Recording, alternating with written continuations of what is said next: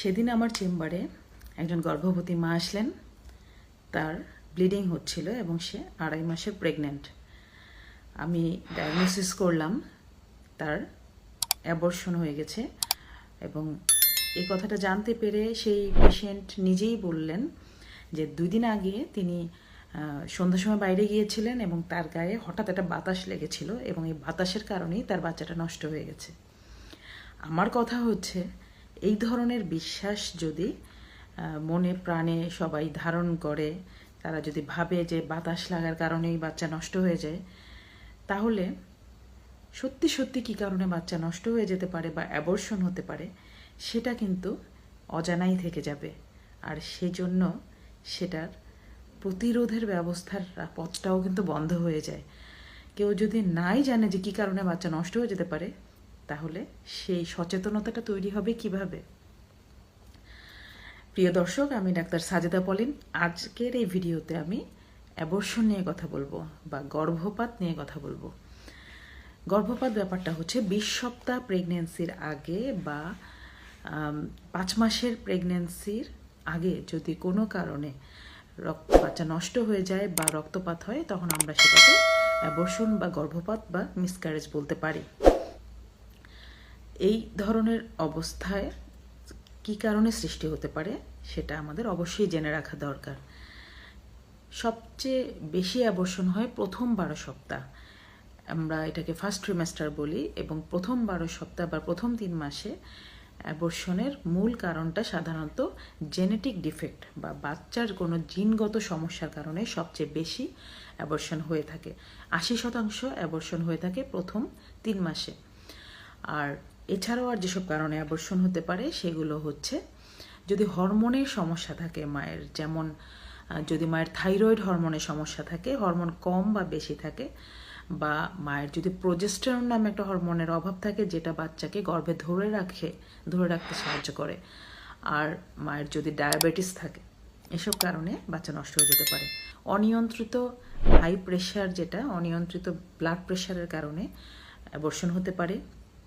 এছাড়া আরও কারণ হচ্ছে টর্স ইনফেকশন, মানে কিছু ইনফেকশন আসে, যেমন টক্সোপ্লাজমা, সাইটোমেগালোভাইরাস, এইসব ভাইরাসের কারণে যদি ইনফেকশন থাকে জরায়ুতে, তখন বাচ্চা নষ্ট হয়ে যেতে পারে।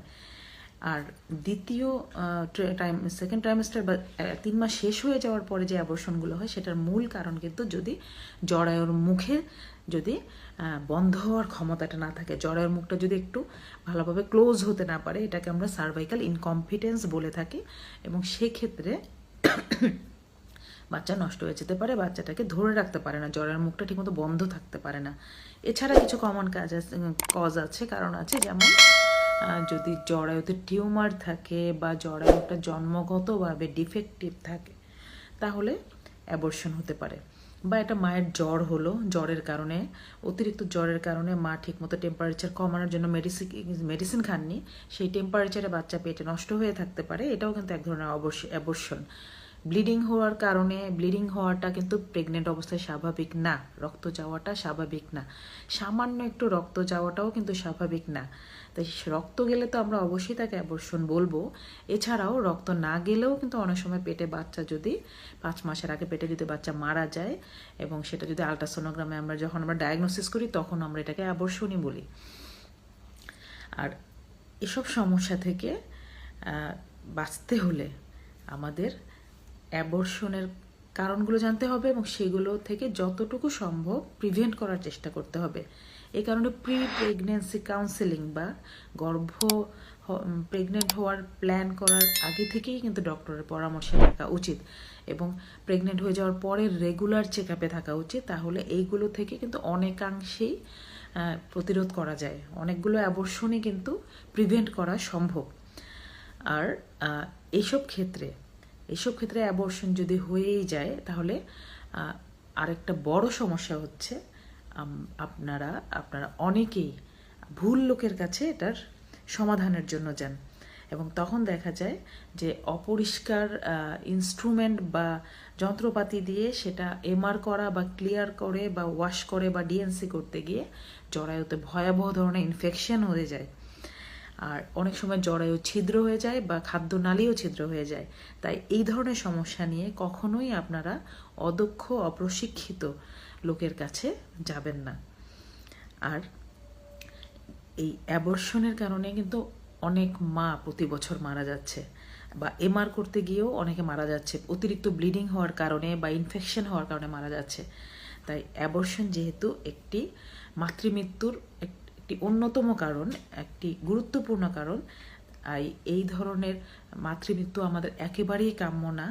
এবং অ্যাবর্শন বা সন্তান নষ্ট হয়ে যাওয়া, যে সন্তানটি অত্যন্ত আকাঙ্ক্ষিত, সেটা যেহেতু আমাদের একেবারেই কাম্য না, তাই আসুন আমরা অ্যাবর্শনের কারণগুলো সম্পর্কে জানি, সেটাতে কীভাবে প্রতিরোধ করা যায় সেটার কথা জানি, এবং নিয়মিত একজন ভালো ডক্টরের কাছে চেক আপে থাকি যখন আমরা কেউ যখন প্রেগনেন্সির চিন্তাভাবনা করেন তখন থেকে শুরু করে সন্তান গর্ভে থাকা অবস্থা পর্যন্ত। আমি আশা করছি যে এই মাতৃমৃত্যু কমাতে আমরা সচেষ্ট হব। এই ভিডিওটি আপনাদের কিছুটা হলেও কাজে লাগবে, আর আপনারা এই কথাগুলো অন্যদের মাঝেও ছড়িয়ে দেবেন। আজকের মতো আমি এই ভিডিওটি শেষ করছি, এবং পরবর্তীতে গুরুত্বপূর্ণ আরেকটি বিষয় নিয়ে আরেকটি ভিডিও নিয়ে আপনাদের সামনে হাজির হব। আসসালামু আলাইকুম।